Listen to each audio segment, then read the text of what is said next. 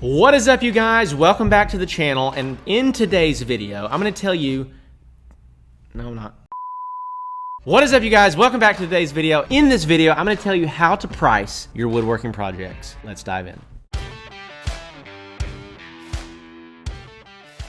All right, so in today's video, I'm gonna tell you exactly how to price your woodworking projects, okay? I'm gonna give you a couple options. I'm gonna tell you how I did it when I started, how a lot of people do it, and I'm gonna tell you how I do it now, okay? Now that I'm an expert in this, and I'm just kidding. I don't know. You can determine, okay? So the number one way that you can price your woodworking projects looks like this. We're gonna put a little formula on the bottom of the screen here. You can have your cost of materials, so how much it costs you in materials, plus how many hours you worked on it, times what you wanna charge per hour. So cost of materials plus, and then parentheses, how many hours it took times your cost per hour, what you want to charge per hour. This is a very straightforward way to price your woodworking projects, okay? So let's say, for example, you're building a custom dining table, okay? It costs you $200 in materials. You got 200, and then let's say your hourly rate is $50 an hour, and it's going to take you 10 hours, okay? So 200 plus 500 equals $700 for that table. Very straightforward, very easy way to price your woodworking projects. You can do this with everything. The only problem with this, you're still locking yourself into trading time for money. You only have 24 hours in a day, right? Let's say that you got overrun with orders. How great would it be to not charge based on labor, but to charge based on what the product was worth, right? And that's what I want to push you toward with our second pricing option here, based on what the market looks like, based on you creating a strong brand, based on you differentiating yourself, based on your product being better than everybody else's, based on you having the best customer service in the game. If you do all these things, then you can price your stuff based on what it's worth, and you're no longer pricing based on time. You're pricing based on value, which means, and this is a great example I want to give you, okay? So let's say that you needed to have brain surgery. You go to two brain surgeons. One says, hey, I can do it in an hour. I've done it 10,000 times. I can do it in an hour, and it's going to be $100,000 to do it. I don't know how much it costs to have brain surgery, okay? I'm not a brain surgeon expert, okay? Stay with me, okay? So that's the first guy. The second guy says, hey, it's going to take me 10 hours. I've done this 10 times, and I'm going to charge you $80,000. So one guy does it in an hour. He's done it hundreds of times. He charges more money for it. The second guy is going to take longer. Well, based on how we think a lot of times, we're like, oh, well, since it's going to take him longer and he's charging less, well, I'm going to pay him more. Well, that's not the case. We want the expert, right? We want the expert in the field. And it's the same way with whatever you're doing. If you can position yourself as the pro, as the expert, you're going to do it in less time. It's going to be a better quality product. You're going to provide a better experience for your customer. You're no longer pricing based on time.